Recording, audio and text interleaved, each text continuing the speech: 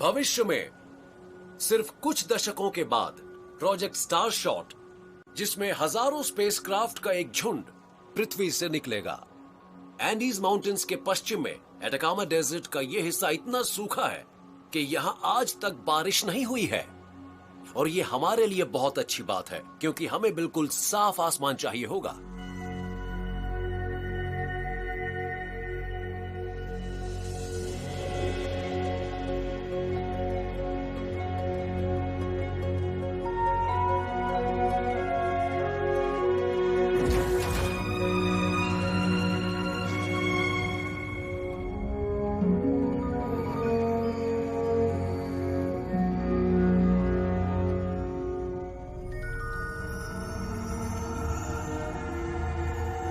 जब पहली बार जीवन पानी से निकलकर जमीन पर आया तो उसे किसी ने नहीं देखा। जब पक्षी पहली बार आसमान में उड़े थे तो उसे रिपोर्ट करने वाला कोई नहीं था। पर इस बड़े कदम का हर तरीके से और बहुत अच्छा रिकॉर्ड रखा जाएगा। पूरी दुनिया देख रही है। आखिर हम पहली बार अपने क्राफ्ट्स को सीधे दूसरे सूरज के ग्रहों पर भेज रहे हैं। Alpha Centauri system. ये वो शिप्स हैं जो हमारी सेंसेस को वहां ले जाएंगी। ये वो इंटरस्टेलर सेलिंग शिप्स हैं जिन्हें लाइट चलाती है।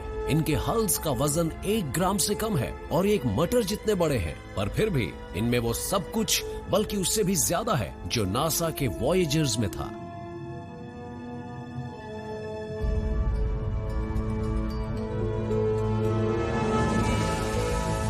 जब लेजर्स के इस फेज्ड अरे से पहली लाइट निकलेगी तो स्पेसक्राफ्ट की रफ्तार कुछ ही मिनटों में 0 से लाइट की गति के 20% तक पहुंच जाएगी। इस हर एक नैनोक्राफ्ट के अंदर वो सब होगा जो एक नए तारे की दुनिया पर नजर डालने के लिए जरूरी है, और उन सब दृश्यों और वैज्ञानिक जानकारी को पृथ्वी पर वापस भेजा जाएगा।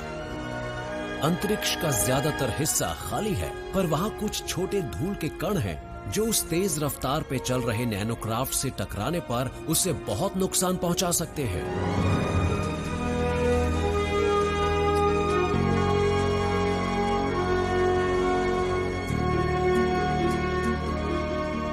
ये उन वजहों में से एक है कि हमें ये बहुत सारे भेजने पड़ रहे हैं।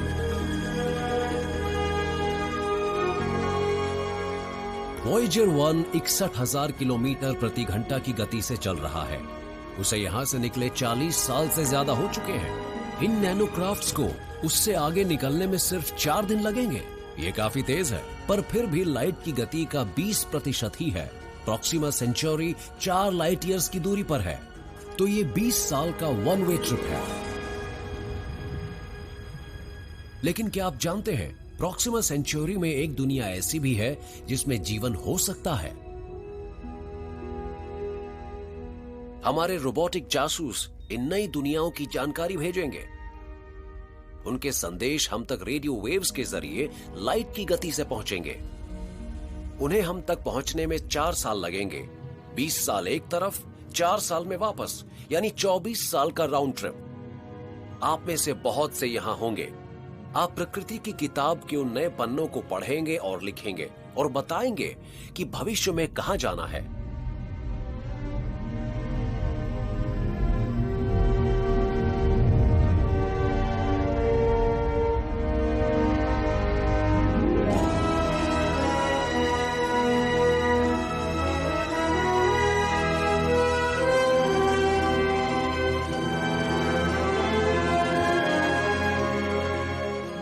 और उस वक्त पृथ्वी, महासागर और आकाश के ये दायरे नहीं होंगे।